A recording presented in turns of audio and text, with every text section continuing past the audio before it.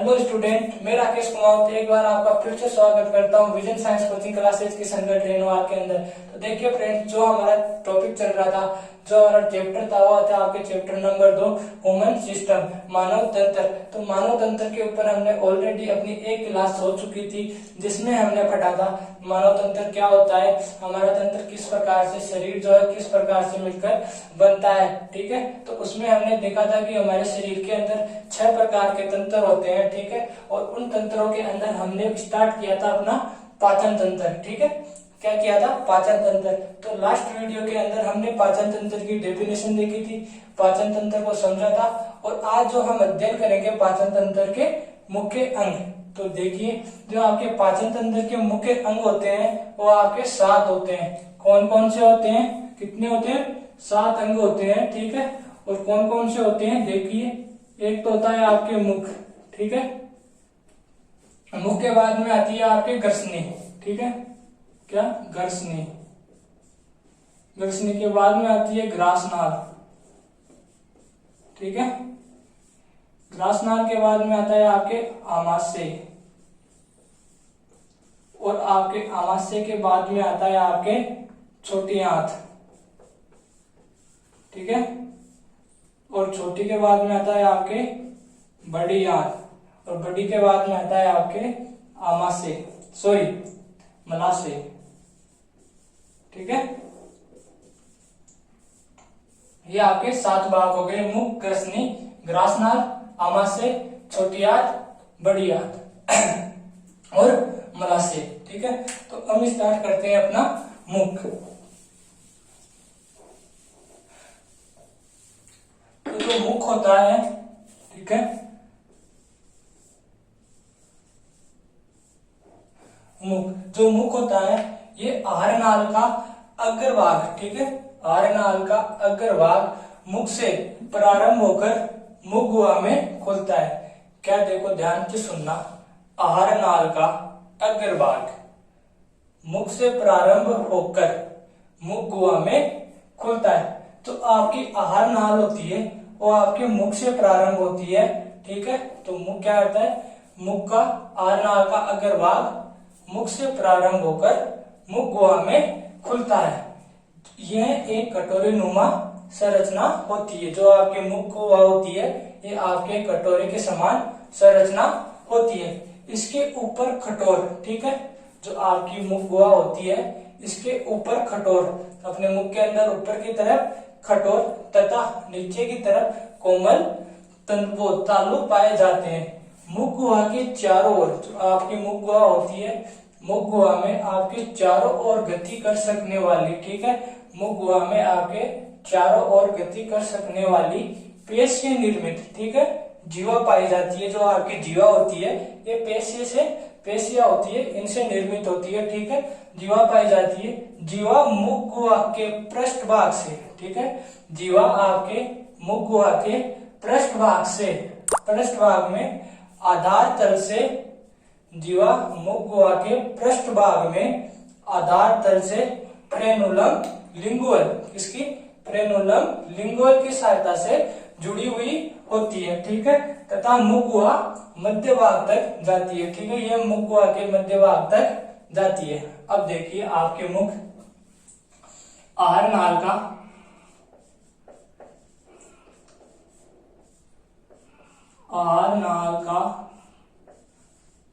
अग्रभाग,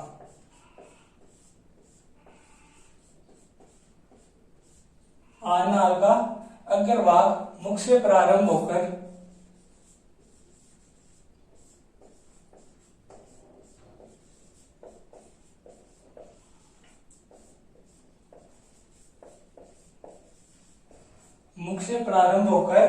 मुख गुहा में खुलता है। ठीक है, मुख से प्रारंभ होकर मुख गुहा में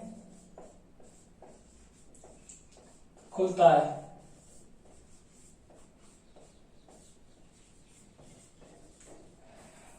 यह एक कटोरी नुमा संरचना होती है। जो आपकी मुख गुहा होती है यह आपके एक कटोरे नुमा संरचना होती है। ठीक है, जो आपकी मुख गुहा होती है या आपके कटोरे नुमा संरचना होती है। इसके ऊपर कठोर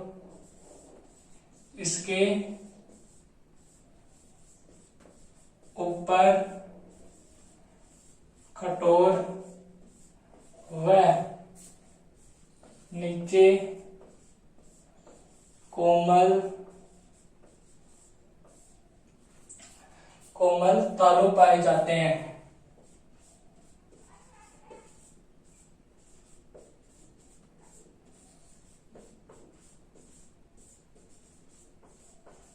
कोमल तालु पाए जाते। मुख गुहा में चारों ओर गति कर सकने वाली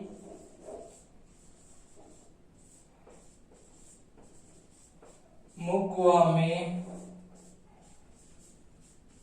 चारों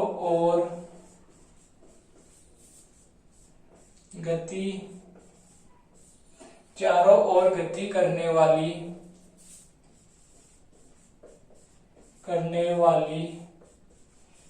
पेशीय निर्मित, चारों ओर गति करने वाली पेशीय निर्मित जीवा पाई जाती है।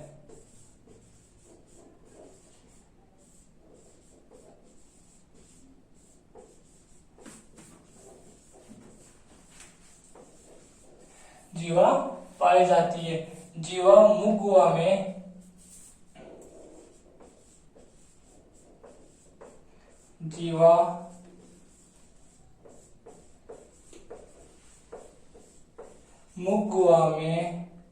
जो आपके जीवा मुख गुहा के यहाँ पे क्या आएगा, मुख गुहा के पृष्ठभाग में आधार तल से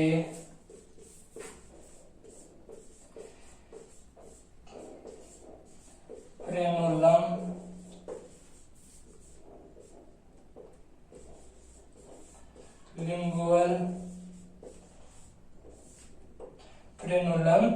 लिंगुअल या जीवा फ्रेनुलम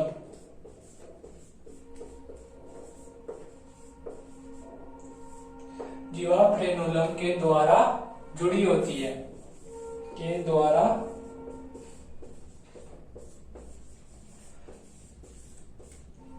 जुड़ी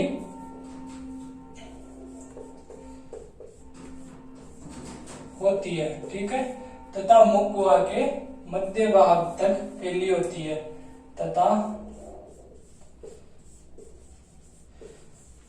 मुख गुहा के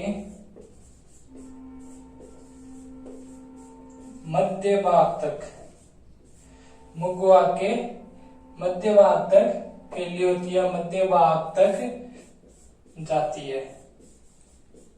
ठीक है,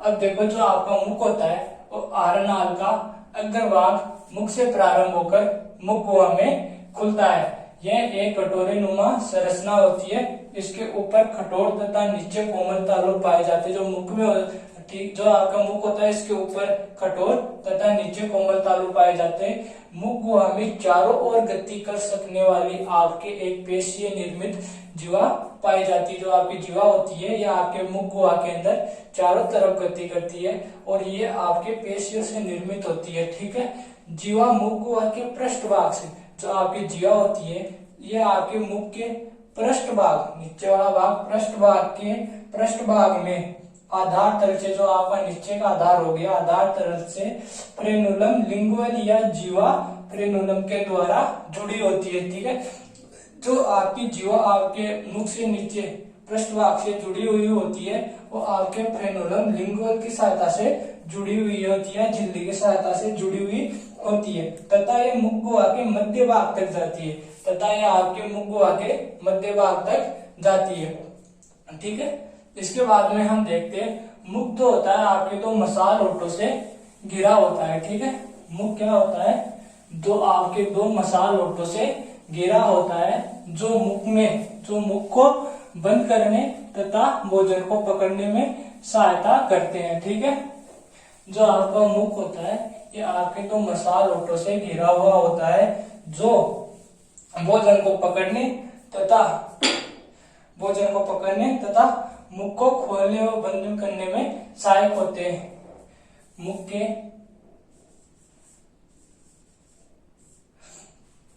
ठीक है, मुख दो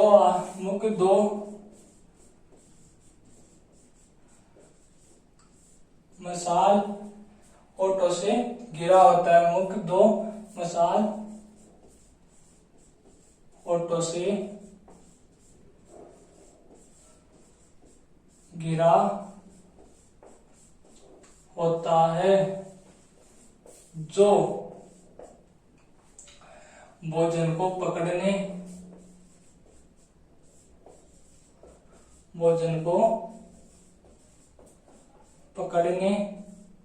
व मुंह को खोलने व बंद करने में मुंह को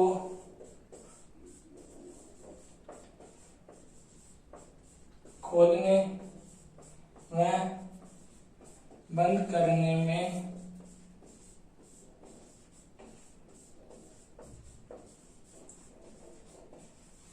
सहायक होते हैं। जो आपके होठ होते हैं, ठीक है, जो आपके होठ होते हैं आपके मुख को खोलने व बंद करने में तथा भोजन को पकड़ने में सहायक होते हैं। ठीक है, और इसके बाद में आपके मुख के ऊपर व नीचे, ठीक है, जो मुख होता है आपके इसके ऊपर व नीचे, ठीक है, एक एक जबड़े में 16-16 दांत पाए जाते हैं। मुख के ऊपर व नीचे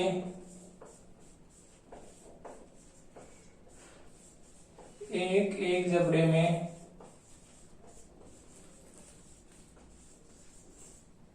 में 16 दांत पाए जाते हैं। ठीक है, जो आपका मुख होता है इसके ऊपर व नीचे जबड़े में 16 दांत ऊपर 16 दांत नीचे आपके पाए जाते। तो टोटल कितने हो गए आपके? टोटल दांतों की संख्या आपके शरीर में 32 हो गई। ठीक है, टोटल दांतों की संख्या आपके 32 हो गई। सभी दांत जबड़े में पाए जाने वाले। इसके बाद में देखो, सभी दांत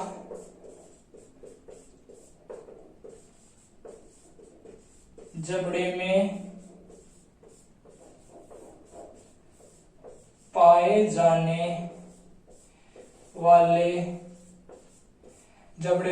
जाने वाले एक सांचे में स्थित होते हैं। एक सांचे में स्थित होते हैं।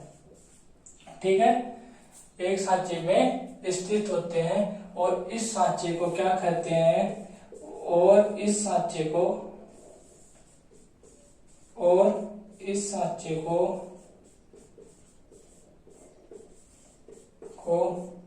मसूड़ा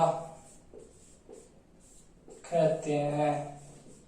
ठीक है, जो आपके सांचा होता है इसे आपके मसूड़ा कहा जाता है। ठीक है, जिस सांचे में आपके दांत स्थित होते हैं, ठीक है, उसे मसूड़ा कहा जाता है। इसके बाद में देखो, मसूड़ा तथा मसूड़ों तथा दांतों की इस स्थिति को क्या कहते हैं? गर्म दंती कहते हैं। एक इम्पोर्टेंट बात है। ठीक है, इसको मिटा देता हूं एक बार। तो मसूड़े तक आपके समझ में आ गया होगा। लाइन टू लाइन चलेंगे एकदम। ठीक है, पूरी एनसीईआरटी क्लियर हो जाएगी इससे आपकी, और समझने में भी आसानी रहेगी। हम लाइन टू लाइन चलेंगे। ठीक है, आपकी जो एनसीईआरटी की बुक है उसी के हिसाब से चलेंगे, सिलेबस के एरोडिंग। ठीक है, तो इसमें होता है आपके, जिसे मसूड़ा कहा जाता है। मसूड़ा तथा दांतों की इस स्थिति को आपके क्या कहा जाता है? गरज दंती कहा जाता है मेरे प्यारे विद्यार्थियों, जो आपके मसूड़ा, ठीक है, मसूड़ा एवं दांतों की इस स्थिति को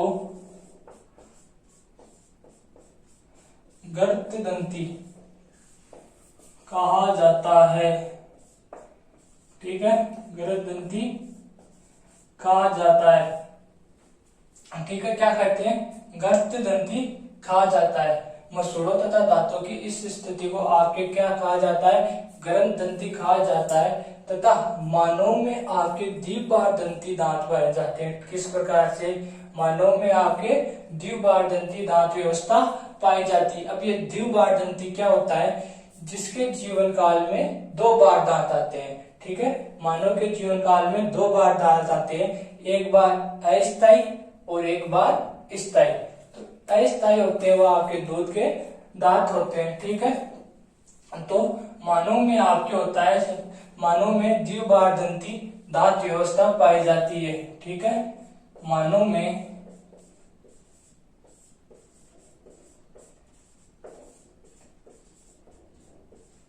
द्विबार दंती, ठीक है,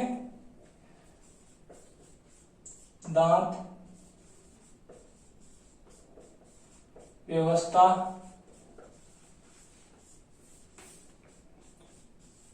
पाई जाती है, ठीक है, मानव में द्विबार दंती दांत व्यवस्था पाई जाती है, जिसमें जीवन काल में 2 तरह के दांत आते हैं। जीवन काल में 2 प्रकार के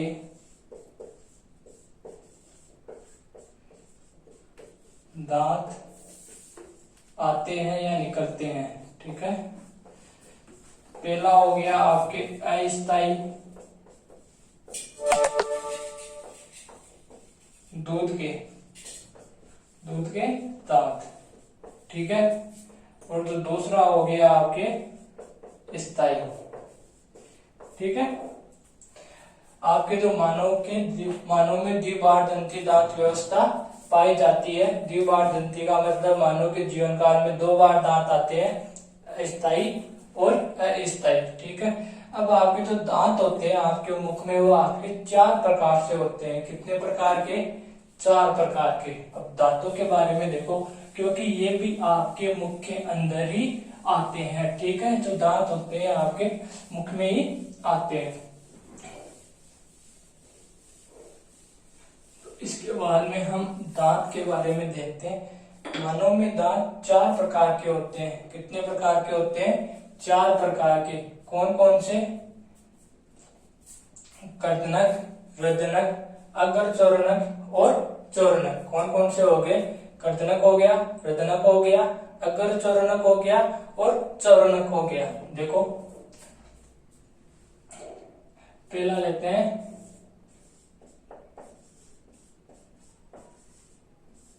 कर्तनक, ठीक है। जो कर्तनक होते हैं ये आपके सबसे आगे के दांत होते हैं। जो फ्रंट के दांत होते हैं आपके सबसे आगे के, ये कर्तनक दांत होते हैं। इनकी प्रत्येक जबड़े में इनकी संख्या 4 पाई जाती है, 4 ऊपर 4 नीचे, ठीक है। और ये जो दांत होते हैं आपको भोजन को कुतरने में सहायता करते हैं, भोजन को कुतरने व पकड़ने में सहायता करते हैं, ठीक है। और ये आपके 6 माह की उम्र में निकलते हैं। तो देखो जो कर्तनक होते हैं आपके, ये सामने के दांत होते हैं, या ये सबसे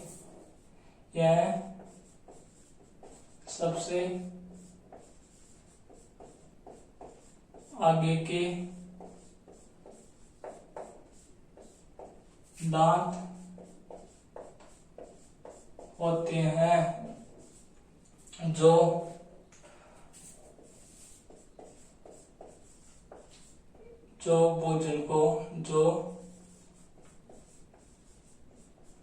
भोजन को कुतरने व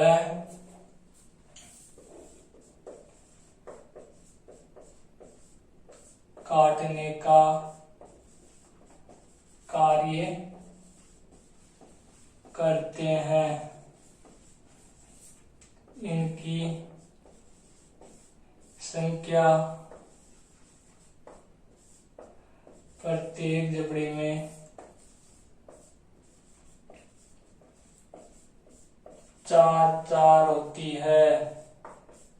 ठीक है, जो इनकी संख्या होती है वो प्रत्येक जबड़े में 4 होती है। 4 नीचे 4 ऊपर। और यह 6 माह की उम्र में निकलते हैं। यह 6 माह की उम्र में निकलते हैं। ठीक है, यह आपके 6 माह की उम्र में निकलते हैं। इसके बाद में आता है आपके रदनक। ठीक है, रदनक। तो रदनक होते हैं, ये दांत चीर फाड़ने का कार्य करते हैं। ये दांत भोजन को चीर फाड़ने का कार्य करते हैं। ये दांत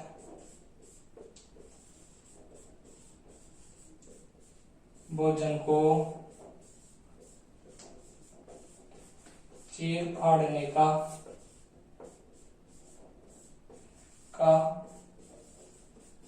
कार्य करते हैं। प्रत्येक जबड़े में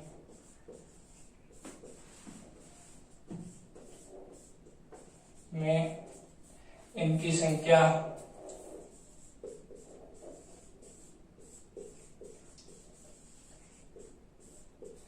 2 पाई जाती है।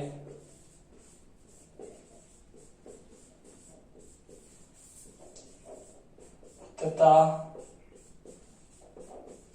मांसाहारी पशुओं में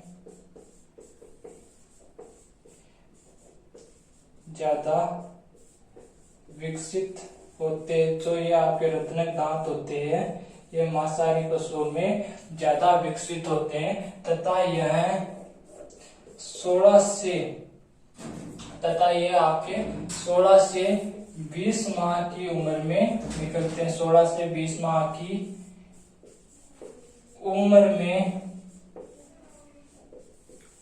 निकलते हैं। जो आपके रत्नक दांत होते हैं, ये भोजन को चीर फाड़ने का कार्य करते हैं। प्रत्येक जबड़े में इनकी संख्या आपके 2 होती है। कितनी होती है? 2 होती है। तथा मांसाहारी पशुओं में ज्यादा विकसित होते हैं और ये 16 से 20 माह की उम्र में निकलते हैं। ठीक है, कर्दनक हो गया, रत्नक हो गया। अब आता है इसके बाद में आपके अग्रचोरणक।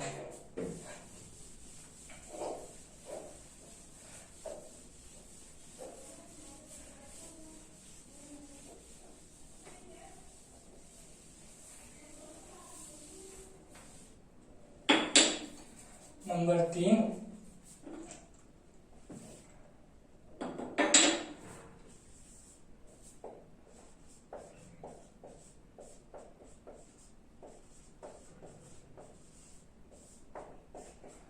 आपके आता है इसके बाद में अग्रचोरणक। ठीक है, अग्रचोरणक क्या होता है? भोजन को चबाने में सहायक होते हैं। ये दांत भोजन को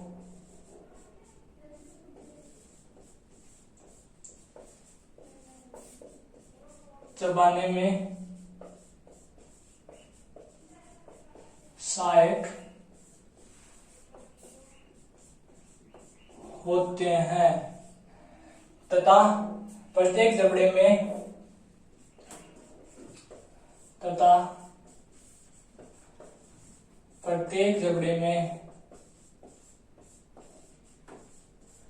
4 पाए जाते हैं। 4 दांत पाए जाते हैं। ठीक है, और ये आपके 10 से 11 वर्ष की उम्र में निकलते हैं। और यह 10 से 11 वर्ष की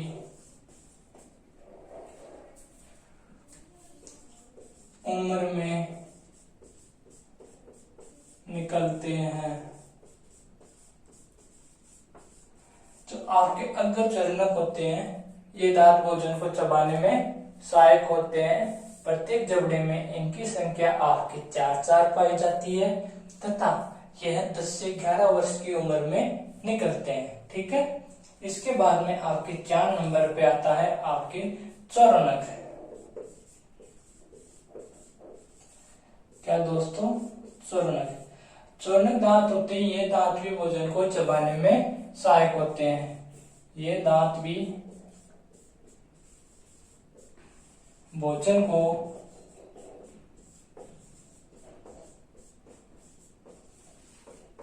चबाने में सहायक होते हैं।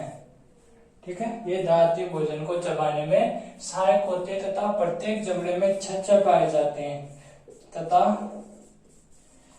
प्रत्येक जबड़े में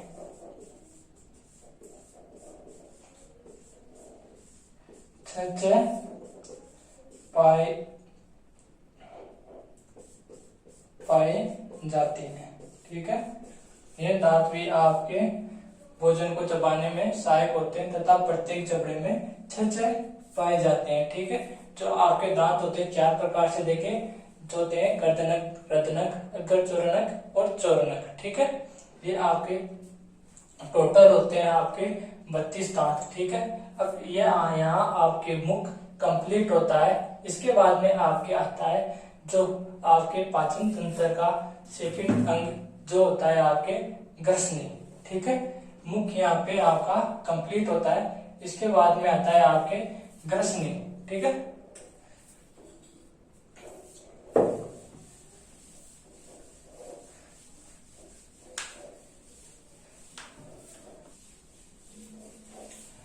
तो यहाँ पे आपका मुख कंप्लीट होता है। इसके बाद में देखते हैं हम ग्रसनी।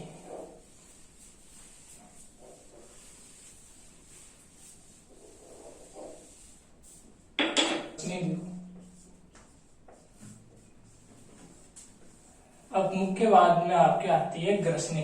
जो ग्रसनी होती है आपके मुखुआ तथा ग्रास नली के मध्य एक छोटी सी नलिका होती है, छोटी पतली नलिका होती है, उसे हम ग्रसनी कहते हैं। या हम इसकी डेफिनेशन एक ये भी बता सकते हैं कि मुखुआ जीवा, ठीक है, और मुख के पीछे एक किरणोपा नली होती है जिसे हम ग्रसनी कहते हैं। ठीक है, जो ग्रसनी होती है, देखो ग्रसनी आपके मुखुआ तथा ग्रास नली, ठीक है, मुखुआ तथा ग्रास नली के बीच एक छोटी पतली नली, ठीक है, छोटी पतली नलिका होती है जिसे हम ग्रसनी कहते हैं, जिसे ग्रसनी कहते हैं। ठीक है, जिसे हम ग्रसनी कहते हैं। ग्रसनी का अंतिम भाग ग्रास नली में खुलता है। ठीक है, जो ग्रसनी का अंतिम भाग होता है, ग्रसनी का अंतिम भाग, ठीक है, तो लास्ट का भाग होता है वो आपके कहाँ खुलता है, वो आपके ग्रास नली में खुलता है। ठीक है, ग्रसनी का अंतिम भाग ग्रास नली में खुलता है। ठीक है, ग्रसनी का अंतिम भाग ग्रास नली में खुलता है तथा ग्रसनी अपनी संरचना में यह सुनिश्चित करती है, ठीक है, ग्रसनी अपनी संरचना में यह सुनिश्चित करती है कि किसी भी सूरत में, ठीक है, किसी भी सूरत में जो आपका भोजन होता है वह श्वसन नाल तथा वायु नाल में प्रवेश ना करे। ग्रसनी अपनी संरचना में यह सुनिश्चित करती है एक इम्पोर्टेंट लाइन है, ध्यान से सुनो। ग्रसनी अपनी संरचना में यह सुनिश्चित करती है कि किसी भी सूरत में जो आपका भोजन है वह श्वसनाल तथा वायुनाल में प्रवेश ना करे। ठीक है, श्वासनाल तथा वायुनाल में प्रवेश ना करे। इन दोनों नालों के, ठीक है, इन दोनों नालों के मुख ग्रसनी के नीचे की तरफ होते हैं। ठीक है, इन दोनों नालों के मुख होते हैं वो ग्रसनी के नीचे की तरफ होते हैं। ग्रसनी के अग्र भाग में आपके श्वसन नाल होती है तथा पश्चिम भाग में जो आपकी ग्रास नाल स्थित होती है तथा ग्रसनी को आपके 3 भागों में डिवाइड किया गया है, नासा ग्रसनी, मुख ग्रसनी और कंठ ग्रसनी।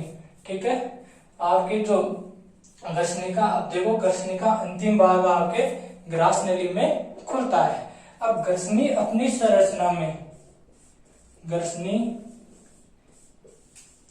अपनी संरचना में यह सुनिश्चित करती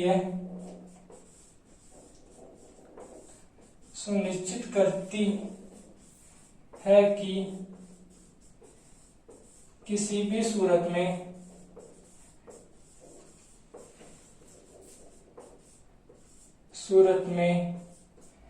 भोजन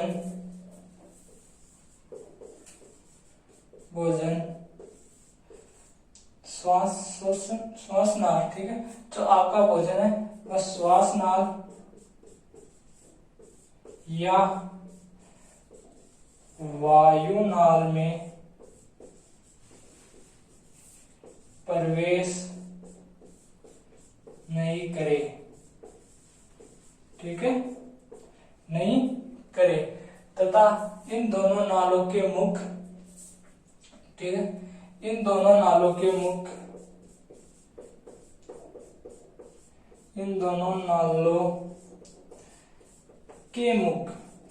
ठीक है, जो आपके दो नालों थे, दो नालों के मुख ग्रसनी के, ठीक है, इन दोनों नालों के मुख ग्रसनी के नीचे की तरफ खुलते हैं। ठीक है, नीचे की तरफ खुलते हैं। अग्रभाग में तो अग्रभाग में श्वासनाल तथा पश्चिम भाग में, अग्रभाग में श्वासनाल हो गया आपके, और जो आपके पश्चिम भाग में है वह आपके ये भोजनाल हो गए। ठीक है, आपके पृष्ठ भाग में आपके भोजनाल हो गए। ठीक है, भोजनाल या ग्रासनाल होती है। ठीक है, और आपकी जो ग्रसनी है इसको 3 भागों में बांटा गया है, नासा ग्रसनी, मुख ग्रसनी, कंठ ग्रसनी। ठीक है, एक बार वापस देखते हैं। मुख तथा ग्रसनी, ग्रास नली के बीच में एक छोटी सी नलिका होती है जिसे ग्रसनी कहा जाता है। ठीक है, जिसे ग्रसनी कहा जाता है। ग्रसनी का अंतिम भाग ग्रास नली में खुलता है। ग्रसनी अपनी संरचना में यह सुनिश्चित करती है कि किसी भी सूरत में जो भोजन है, ठीक है, वह श्वसनाल या वायुनाल में प्रवेश ना करे। इन दोनों नालों के मुख ग्रसनी के नीचे की तरफ खुलते हैं। अग्र भाग में आपके खुलता है श्वासनाल तथा पृष्ठ भाग में आपके खुलता है ग्रासनाल। ठीक है, पृष्ठ भाग में आपके खुलता है ग्रासनाल। ठीक है, अब देखो समझते हैं एक बार डायग्राम की सहायता से, थोड़ा ग्रसनी को देखते हैं फिर आगे चलते हैं। अपन आराम से चलेंगे, धीरे धीरे। ठीक है,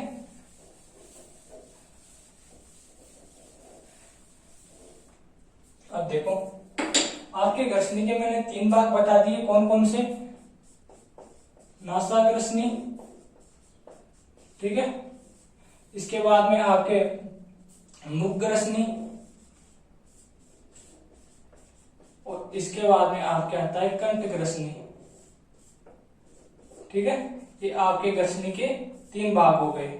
ठीक है, अब देखो जो आपकी ग्रसनी होती है ये आपके हो गया मुख, ठीक है, मुख, ये आपकी मुख गुहा, ठीक है, ये आपका मुख हो गया, यहाँ पे आपकी मुख गुहा हो गई, ठीक है।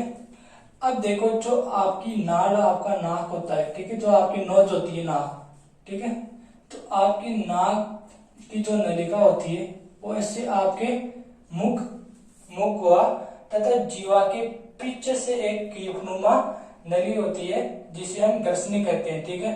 तो आपके मुख हो गया, मुख गुहा हो गई, जीवा के पीछे एक क्लिपनुमा नली होती है जो आकर आपके ग्रसनी में खुलती है, ठीक है। यहाँ आपकी ग्रसनी हो गई, ठीक है, यहाँ आपके ग्रसनी हो गई। तो यहां से वायु, ठीक है, वायु हो गई तो किसके द्वारा, नाक से, तो इसे बोलते हैं हम नासाग्रसनी, ठीक है।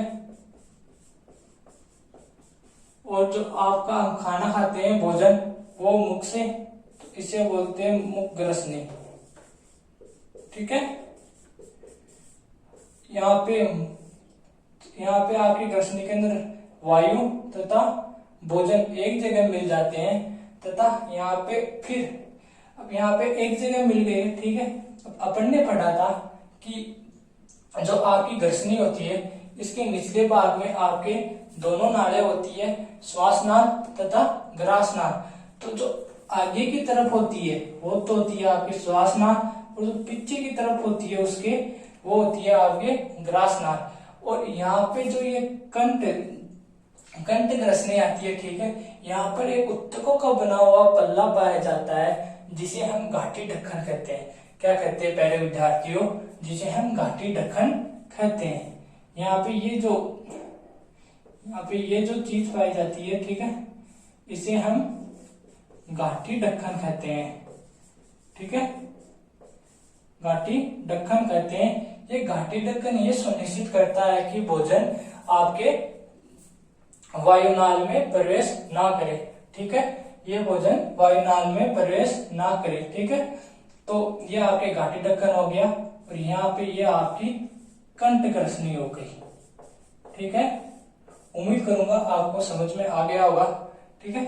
इसके बाद में हम स्टार्ट करते हैं अब अपनी ग्रास नली, ठीक है।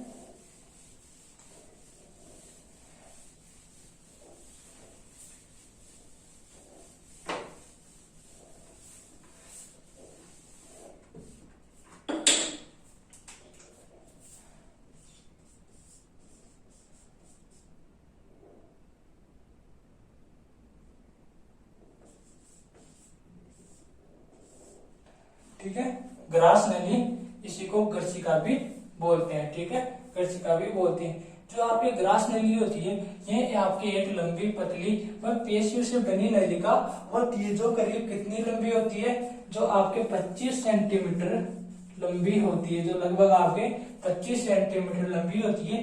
ये डायफ्राम को भेद कर उदर गुहा में प्रवेश करती है। अब देखो ये डायफ्राम क्या होता है, जो आपका ऊपर का भाग होता है छाती वाला, ठीक है, ये आपके जो छाती होती है ये अंदर से खोखली होती है, तो इस ऊपर वाले भाग को तो बोलते हैं अंदर से वक्ष गुहा, ठीक है। अब जो छाती के नीचे आ गया आपके पेट भी आपके अंदर से खोखला होता है, तो इसे बोलते हैं अपन उदर गुहा। वक्ष गुहा व उदर गुहा के बीच में आपकी पर्दे की संरचना पाई जाती है, जिसे बोलते हैं अपन डायफ्राम। क्या बोलते हैं, डायफ्राम। तो जो आपकी ग्रास नली होती है ये 25 सेंटीमीटर लंबी होती है तथा ये डायफ्राम को भेद कर उदर गुहा में प्रवेश करती है, ठीक है। इसका कार्य भोजन को कर्मानुचन गति के द्वारा भोजन को आमाशय तक पहुंचाना होता है। जो आपके ग्रास नली का कार्य होता है वो कर्मानुचन गति के द्वारा भोजन को, जो है ना, कर्मानुचन गति के द्वारा भोजन को आमाशय तक पहुंचाना होता है। अब देखो आपकी कर्मानुचन गति क्या होती है, ठीक है, ये आपकी ग्रास नली है, ठीक है, ग्रास नली है, इसमें यहाँ पे भोजन आया, ठीक है, तो ये नली क्या होती है, यहाँ से थोड़ी फूल जाती है ऐसे, ठीक है, और बाकी शिथिल होती है। तो यहाँ से भोजन ये बड़ी हो गई, फिर ये भोजन यहाँ से अटा थोड़ा आगे गया, यहाँ से फूल जाती है और वापस अपनी पुनः प्रारंभिक अवस्था में आ जाती है, ठीक है।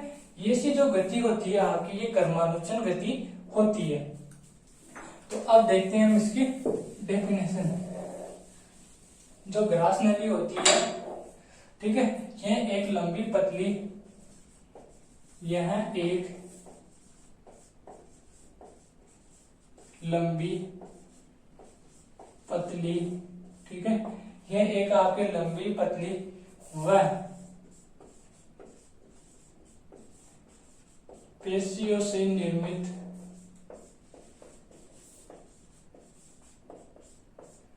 नलिका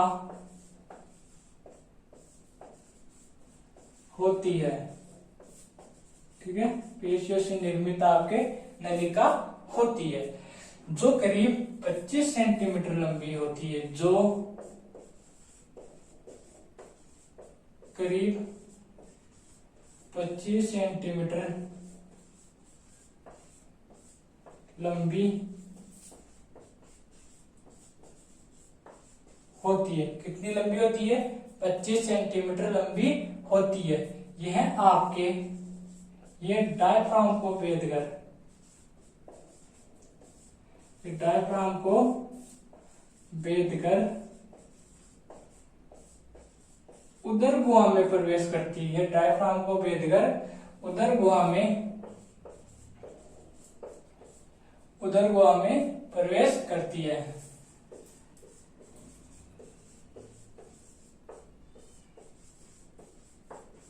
ठीक है, उदर गुहा में प्रवेश करती है। और इसका मुख्य कार्य, इसका जो ग्रास नली होती है, इसका कार्य भोजन को कर्मानुकुचन गति के द्वारा, भोजन को कर्मानुकुचन गति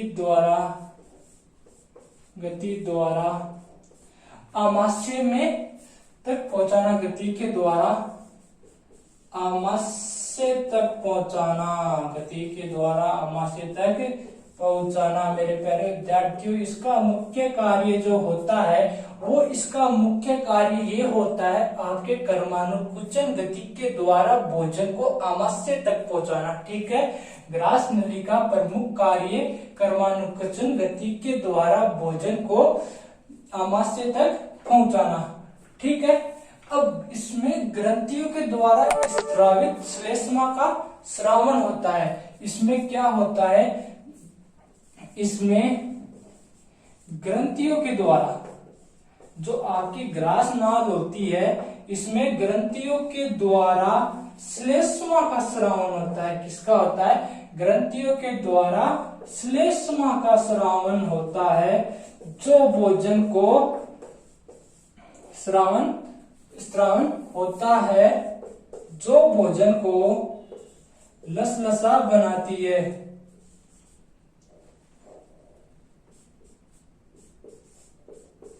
जो भोजन को लसलसा बनाती है। ठीक है, इसका भोजन को लसलसा बनाती है। ठीक है, श्लेष्मा का स्राव होता है जिससे भोजन को लसलसा बनाती है।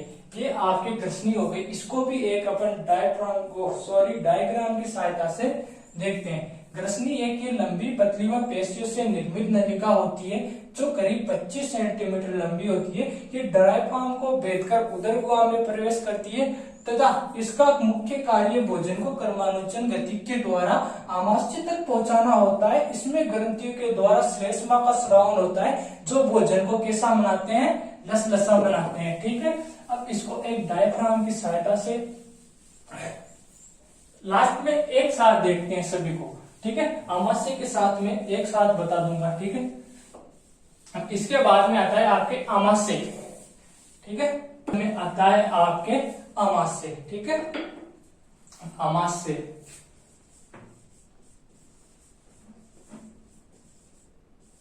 ठीक है, आमाशय।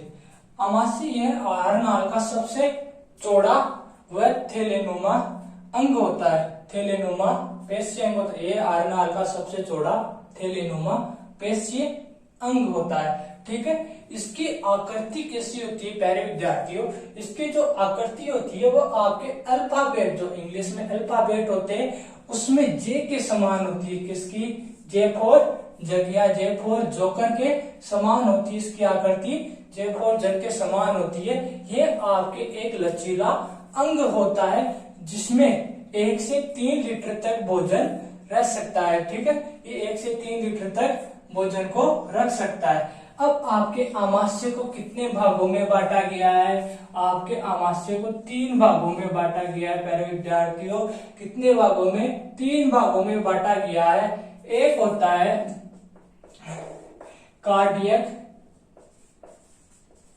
कार्डियक या जठरागम भाग, जठरागम।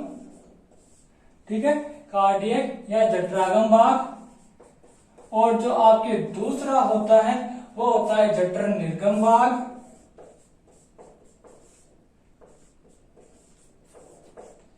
ठीक है, जठर निर्गम भाग, जठर निर्गमी भाग। और तीसरा जो होता है आपके फंडिस। ठीक है, फंडिस। इसको आपके 3 भागों में बांटा गया है। अब देखते हैं इसकी डेफिनेशन। ठीक है, यह है आहार नाल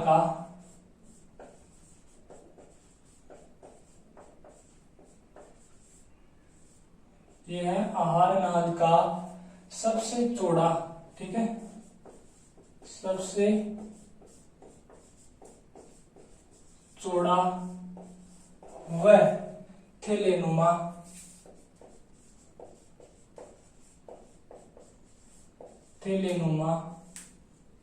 ठीक है, वह पेशीय भाग है। थैलेनुमा पेशीय भाग है। ठीक है, ये आहार नाल का सबसे चौड़ा थैलेनुमा पेशीय भाग है जिसकी आकृति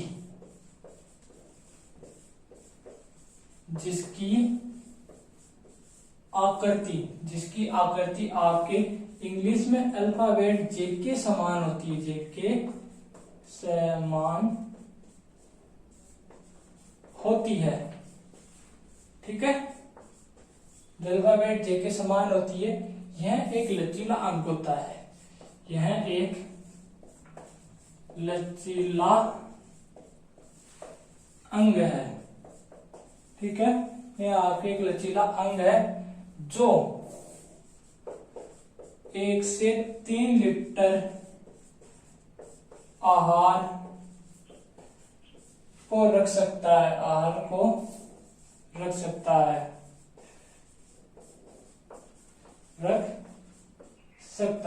इसमें 1 से 3 लीटर आहार को रख सकता है। अब इसके 3 भाग होते हैं, कार्डियक जठरागम भाग, कार्डियक या जठरागम भाग।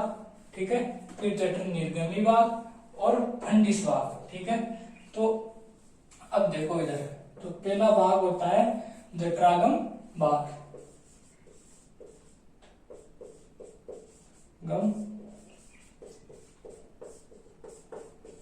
यह है। ठीक है, यह आमाशय का दाहिना छोटा भाग होता है। ठीक है, सॉरी, यह है आमाशय का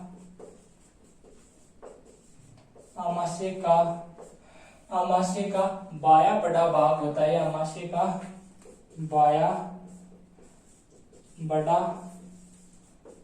भाग होता है। ठीक है, आमाशय का बाया बड़ा भाग होता है जहां से, ठीक है, जहां से गर्शिका आमाशय में प्रवेश करती है, जहां से गर्शिका होती है, जो आपके गर्शिका आमाशय में प्रविष्ट करती है, गर्शिका आमाशय में प्रविष्ट करती है। ठीक है, प्रविष्ट का मतलब होती है प्रवेश, जहां से जो आपकी गर्शिका होती है वो आमाशय में प्रवेश करती है। इसके बाद में आपका आता है दूसरा जठर निर्गमी भाग, जठर निर्गमी भाग। ठीक है, तो आपके जठर निर्गमी भाग होता है, यह आमाशय का दाहिना भाग होता है, यह आमाशय का ये आमाशय का दायां छोटा भाग होता है,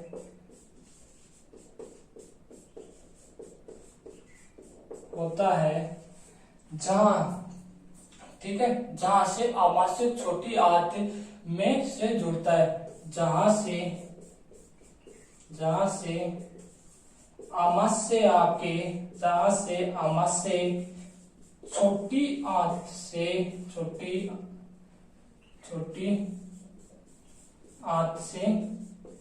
जुड़ता है, ठीक है। लास्ट का जो तीसरा भाग होता है आपके आमाशय में, वो होता है फंडिस, ठीक है, फंडिस। यह दोनों भागों की मध्य संरचना होती है, ये दोनों भागों की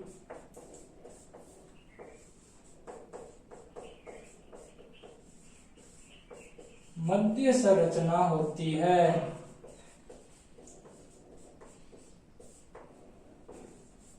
दोनों भागों की कैसी संरचना होती है? दोनों भागों की मध्य संरचना होती है।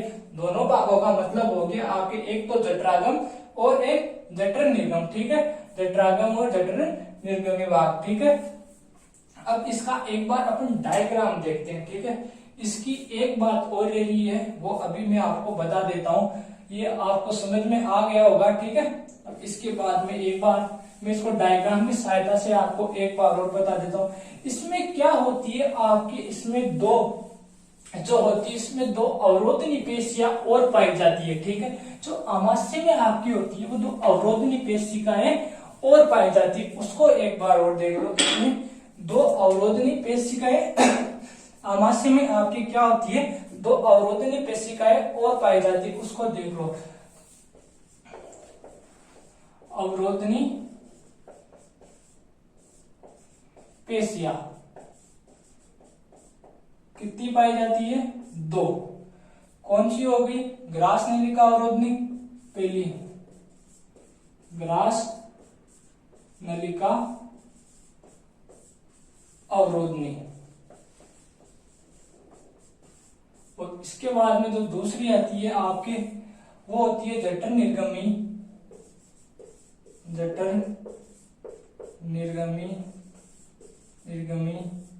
अवरोधनी,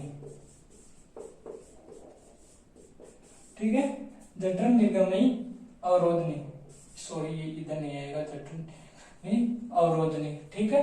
अब देखो क्या होता है, जो ग्रास नलिका अवरोधनी होती है, ये क्या करती है, ग्रास नलिका गर्शिका और आमाशय को विभाजित करती है। क्या करती है? ये गर्शिका व आमाशय को विभाजित करती है, गर्शिका व आमाशय को विभाजित करती है, ठीक है। गर्शिका व आमाशय को क्या करती है? विभाजित करती है, तथा आमाशय से अम्लीय भोजन ग्रसनी में जाने से रोकती है, तथा आमाशय से अम्लीय भोजन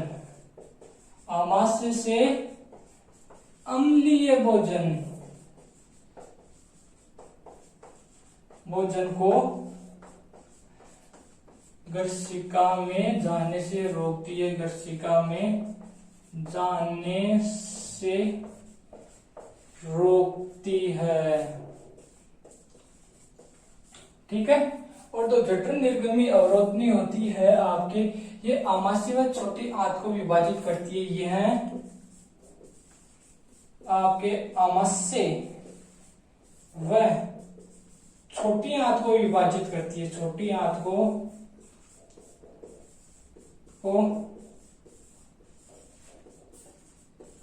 विभाजित करती है। क्या करती है? आमाशय व छोटी आंत को विभाजित करती है, तथा आमाशय से छोटी आंत में जाने वाले भोजन का नियंत्रण करती है, या निकास को नियंत्रित करती है। यह आमाशय से छोटी आंत में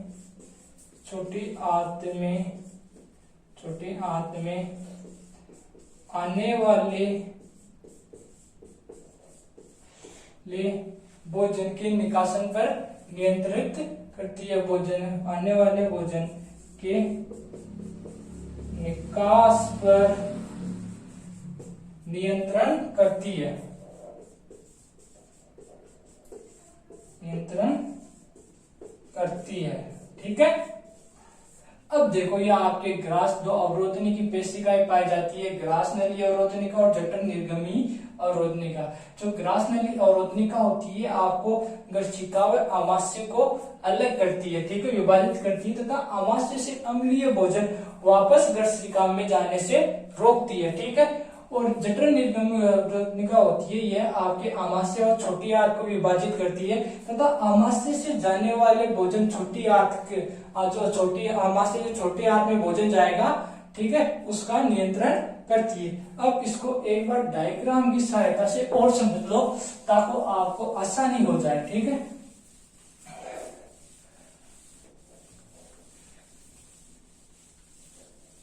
अब आपके देखो, ठीक है, ये आपकी हो गई ग्रास नली, ठीक है, ग्रास नली या गर्शिका हो गई। इसके बाद में ये हो गया आपके आमाशय, ठीक है, आमाशय हो गया। ठीक है। अब देखो आमाशय को अपने कितने भागों में बांटा, 3 भागों में। जो आपका ऊपर का ये वाला भाग, ठीक है, ये वाला भाग होता है आमाशय का बायां बड़ा भाग। देखो आमाशय का मेरा बायां हाथ ये होता है, तो आमाशय का बायां भाग ये हो गया। ठीक है। तो आमाशय का बायां बड़ा भाग, आमाशय ऊपर की साइड से बाई साइड से थोड़ा चौड़ा होता है, तो ये क्या होता है, बड़ा भाग होता है। तो आमाशय का बायां बड़ा भाग आपके क्या कहलाता है, जठरागम। क्या कहलाता है, जठरागम। ठीक है। आमाशय का बड़ा भाग क्या कहलाता है, आपका जठरागम, जहां से आमाशय छोटी आंत से जुड़ा होता है। यहाँ से जो आमाशय क्या होता है, सॉरी, जहां से आपके आमाशय में वो गर्शिका प्रविष्ट होती है। ठीक है। इसके बाद में जहां से आपके आमाशय, ठीक है, छोटी आंत से जुड़ा होता है, उसको बोलते हैं जठर निर्गमी भाग। क्या बोलते हैं, जठर निर्गमी भाग। ठीक है। 2 भाग हो गए, जठरागम, जठर निर्गमी भाग। और जो तीसरा भाग होता है आपके फंडिस, ये इन दोनों के मध्य का भाग, जो ये मध्य का भाग रह गया, ठीक है, ये वाला भाग आपके फंडिस कहलाता है। ठीक है। ये आपके फंडिस कहलाता है। ठीक है। अब अपने इसके अंदर दो जो आपकी अवरोधनी की पेशिकाएं फटी थी, जो यहाँ पे जो होती है ये वाली, ठीक है, यहाँ पे ये होती है यहाँ आपके ग्रास नली अवरोधिका। ठीक है। ग्रास नलिका अवरोधिका। ठीक है। ग्रास नली अवरोधनी, ठीक है, जो भी है। और जो नीचे होती है यहाँ पे, ये होती है आपके जठर निर्गमी।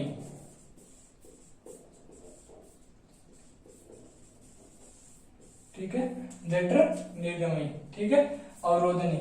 ये आपके जठर निर्गमी अवरोधनी होगी, जो आपको जो क्या होती है, आमाशय और छोटी आंत को अलग करती है और आमाशय से जाने वाले भोजन पर नियंत्रित, छोटी आंत में जो भोजन जाता है उस पर नियंत्रित करती है। और ये आपके गर्शिका और जठरागम को, ठीक, गर्शिका और आमाशय को अलग करती है। और आमाशय में जो आपका भोजन होता है, जो अम्लीय भोजन होता है, उसको गर्शनी में वापस जाने से रोकती है। ठीक है। ये आपका आमाशय यहाँ पे कंप्लीट होता है। ठीक है। उम्मीद करूंगा आपको क्लास अच्छी लगी होगी और समझ में आया होगा। नेक्स्ट क्लास में हम कंटिन्यू करेंगे यहाँ से आगे, आमाशय से आगे। ठीक है। धन्यवाद।